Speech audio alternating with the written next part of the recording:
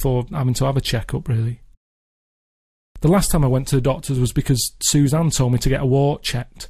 I went to the walk-in clinic in Soho and explained at the reception that I had a wart that my girlfriend was worried about.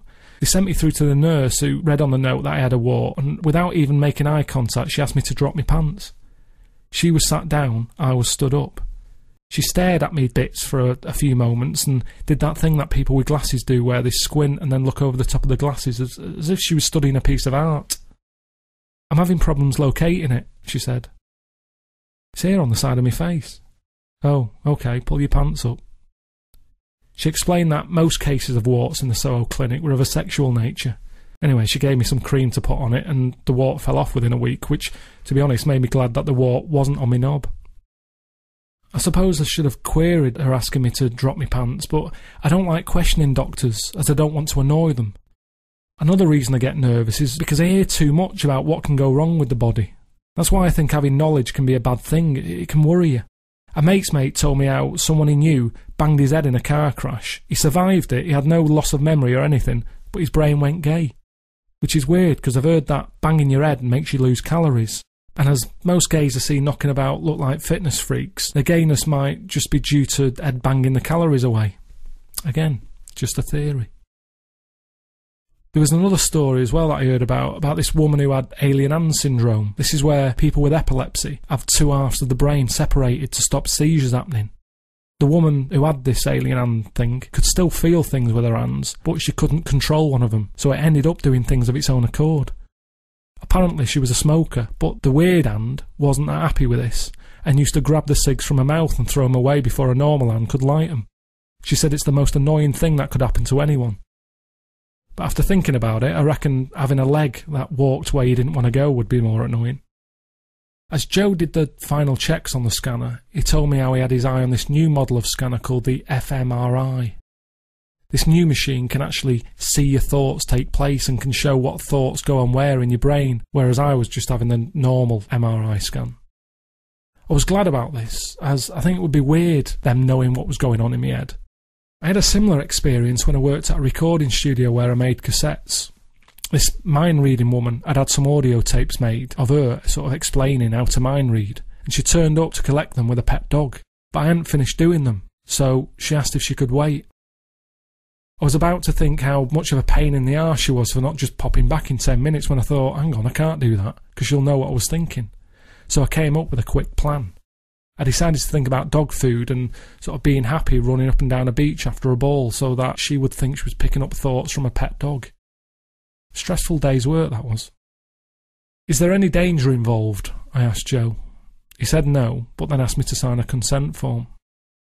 Before I knew it, I was being slid into the machine like a Sunday joint being popped into an oven.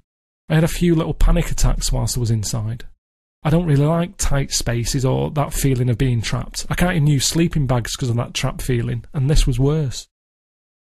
I tried to relax, but the noise from the machine was really loud. He'd said earlier that people sometimes nod off whilst inside. I don't know how though. I felt like a sock in a washing machine. I think most people's brains are like mine, but then you get the odd one that changes the world. You've got people who can tell you amazing things like, they can tell you where dinosaurs walked on Earth and what they had for the last meal 65 million years ago. And yet the donut who works at the service company in charge of our flat can't even tell me if our windows are going to get cleaned in the next month. I think there are more idiots in the world than bright ones, but it's the good ones that make a difference.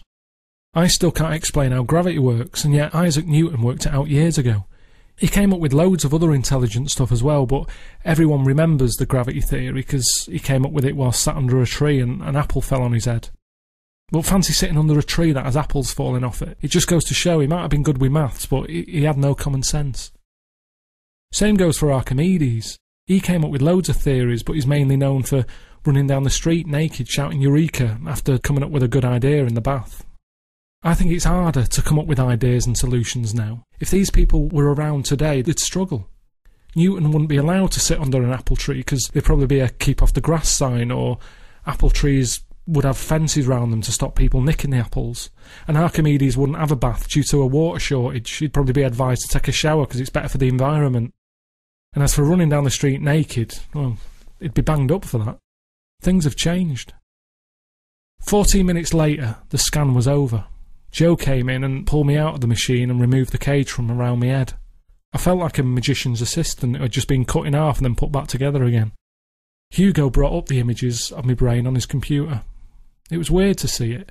It was like seeing someone you've spoken to a lot on the phone but never met face to face. I knew what he thought about stuff, but I'd never seen it.